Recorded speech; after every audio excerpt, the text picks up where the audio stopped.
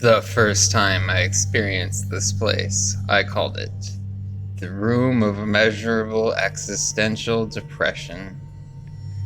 It was possibly one of the most horrifying metaphysical experiences I've ever had. I possibly experienced this place a second time, but the second time I experienced it, it was described to me by my subconscious as the room of all evil ever. I'm not 100% sure whether these two experiences are related, but I do feel there is some merit to examining these two experiences. To explain these experiences, I must first tell you about a castle that exists only within my mind that I have visited multiple times. This castle is reached by obtaining a state of detachment from my physical surroundings. The castle felt like a reflection of my subconscious. The structure and inner workings all were fragments of my mind that could be studied indefinitely. It might not even truly be shaped like a castle, but a castle was the closest thing it resembled that at the time of visiting, I felt a heavily imposed feeling of being in a castle. The castle had many vertical layers and could be traversed by going up and down a track that felt like the chain-pull descent of a roller coaster. I was laying down whenever I entered the castle. My body felt like it was in the cart of a roller coaster on a track. It was also possible that the cart was just the feelings of my body molded into a more suitable form. When it started to move, I would feel myself going upwards as if the cart was being pulled up on the track by a chain. The roller coaster cart system only existed within the outer walls of the castle. As I would reach the corner of the castle, I could feel the cart turn to accommodate the structure of the castle. I would slowly circle around the center of the castle in a square shape. The internal structure of the castle that I could see from the cart was a section of open black space, filled with structures formed out of lights that were in various shades of pink and red, with the occasional blue and green. I have some vague memories of the higher parts of the castle having much more green and blue than the first floor of the castle. Seas of color and shapes that could only exist within the mind or a very fancy 3D graphic generation program on a computer.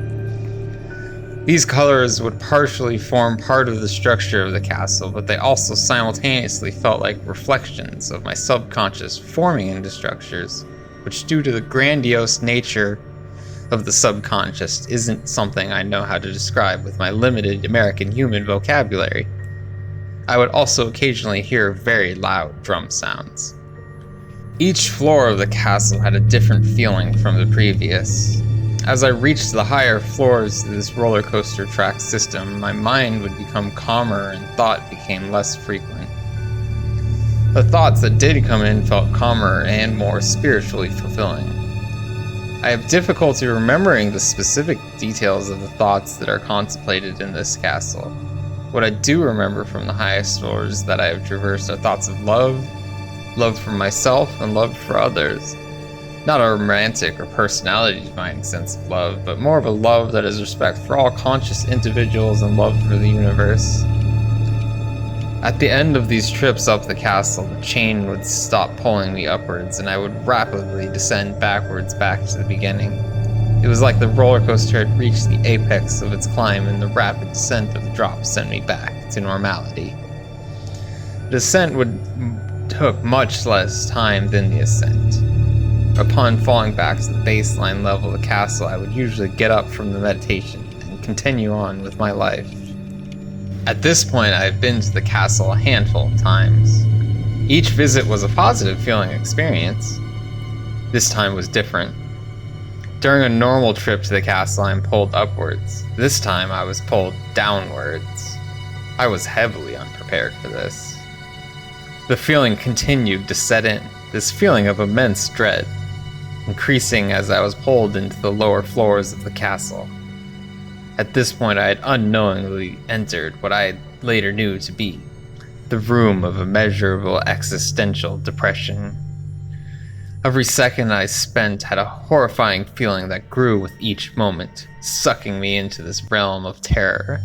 To understand the experience I am having at this point, you need to understand what existential depression means. You also need to understand what exactly I am referring to when I say immeasurable. Existential depression isn't regular depression. Regular depression is like feeling bad that you're in debt, feeling bad that a relationship with another person has ended, feeling bad that an injury is preventing you from doing something. All things that relate to your physical and emotional wellness. Existential depression is more like feeling bad about being born, feeling bad that you're a man or a woman, feeling bad that you leave a carbon footprint on Earth and are contributing to a potential global crisis that will occur sometime after you die. Or something like finding life meaningless because the heat death of the universe will eventually occur, causing everything to seem meaningless in front of the inevitable freezing of the universe. Try to imagine what causes you the most existential depression. Could it be fear of going to some kind of theological hell in the afterlife? Fear that life is meaningless and there is no afterlife. Fear that your country is controlled by a secret society of individuals who are attempting to use your existence as a pawn in their schemes. Fear that your actions may have somehow harmed or killed someone. Fear that the dreams you are working hard towards will never come to a satisfying resolution. Fear caused by feeling that life isn't what you want it to be. All really terrible feelings. Focus on how you feel. Feeling is important because I cannot actually describe to you what happened in the room of immeasurable existential depression, because either my mind was not in a state where it could remember the finer details of thought, and or these thoughts I had in the room are too complex to remember. It's also possible that my brain repressed the memorization of these things for the sake of my mental health immediately upon experiencing them. Next, we need to understand what I mean when I say immeasurable. Imagine a number so big that you don't even have words to describe how big the number is. Imagine a number as close to infinity as possible without truly being infinity. There is an immeasurable, near infinite amount of stars in the galaxy, an even larger, immeasurable, near infinite amount of atoms in the universe, and an even larger, immeasurable, near infinite amount of infinitely small particles of matter making up each atom and the electrical connections between the atoms. This is essentially a more mathematically real version of infinity. Put these terms together and you get an immeasurable, near infinite amount of existential depression. You take that immense feeling of dread and fear and increase it over and over, like a fractal pattern blooming outwards. It felt like each time it looped over, more of my brain's power and focus would be applied to the immeasurable existential depression feeling that I was feeling, while at the same time my brain would produce thoughts based off of the feeling. Further and further down into the room of immeasurable existential depression I was slowly pulled. To this day I still cannot even fathom the thoughts or feelings that were happening to me during the descent downwards in the castle. This experience was the most horrifying experience I have had in the metaphysical realm up until this point. In shock over the amount of dread I was. The dread was increasing with each moment. My shamanistic training kicked in at this point and I pulled myself out of the castle and out of the trance. I laid awake in my bed in a state of panic. What had I just experienced? I asked myself over and over. Such overwhelming horror, but it was an overwhelming horror that had no real connection to my regular life. It started to feel silly how horrifyingly dreadful it was. A horrifying experience bringing me nothing but the worst of feelings and thoughts is a little absurd. What purpose does feeling this bad serve? What purpose these overwhelming, dreadful, existential depression thoughts serve? The fleeting thoughts of immeasurable existential depression could only be understood in the moment that I had experienced them.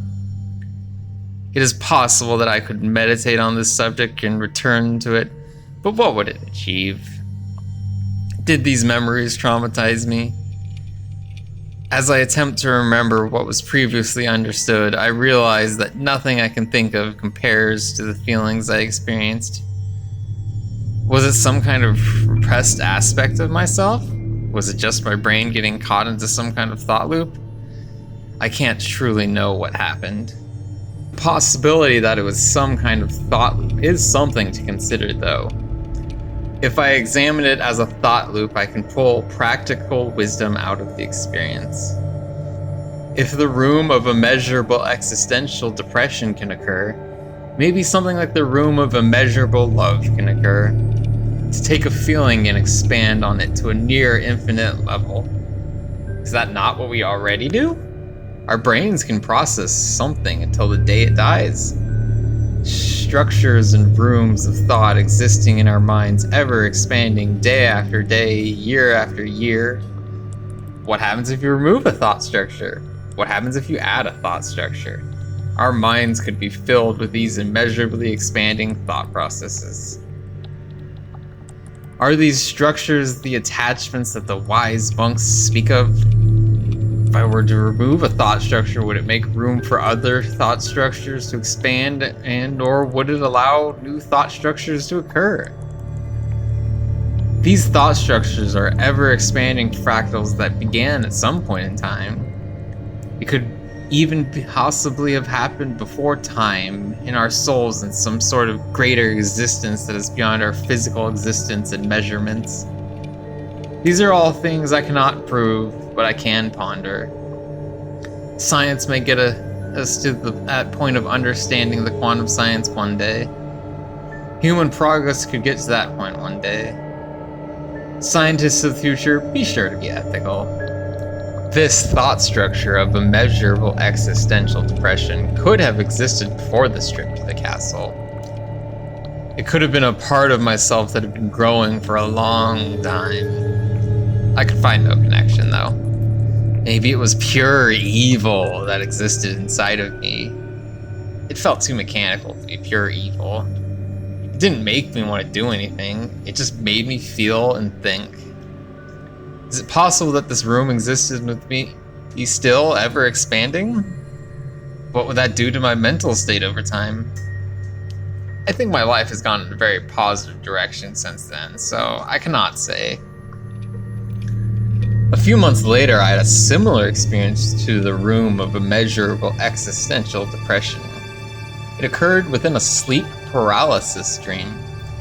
Sleep paralysis is where the mind has awoken from sleep, but the body hasn't, which leaves you in a dream world as you wait to be brought back to what we know as physical reality. This usually consists of feeling and seeing what you think is reality, and you try to wake up over and over, resetting every few seconds until you finally do wake up. This time was different from my average sleep paralysis dream. I was in this sleep paralysis dream having just exited a deeper level of sleep. Everything was hazy. My senses felt tight and obscured, which was usual for sleep paralysis. I felt a presence. It was Satan. He invited me to enter a door. On the other side of the door was the room of all evil ever. I thought, yeah, okay, sure. And I went into the room of all evil ever. This isn't that bad, I thought to myself. I then finally woke up from the sleep paralysis dream. I was laying on the floor on my side with my arm propped up against a dresser. An interesting position to sleep, an interesting position to have a weird sleep paralysis dream experience in. What was the meaning of this dream, I pondered. The room of all evil ever? Another absurd concept. Another absurd room that a strange metaphysical experience brought me to. If it was all evil ever, why was I so fine with it? Was I evil and fine with evil? Was there actually no evil and I wasn't actually feeling anything, so I felt fine? Maybe if there was evil, I just didn't feel bad about it. It's also possible that it had no meaning that could lead to any practical or even logical thought.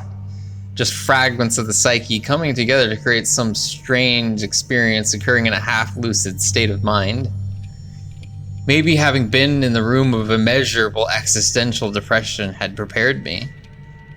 What caught my attention the most was how similar it was to the experience I had with the room of immeasurable existential depression. They were both metaphysical rooms that I entered, entering something horrible sounding and coming out with no real gain or loss other than the examination of the experience.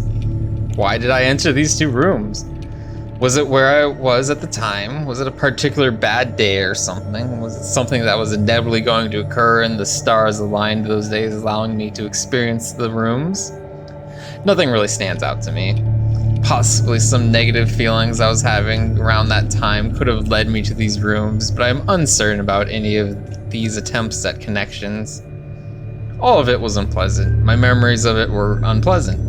My self-examinations derived from the experience were all unpleasant. All I really have to gain from it is memories of the experience, and I share these memories with you.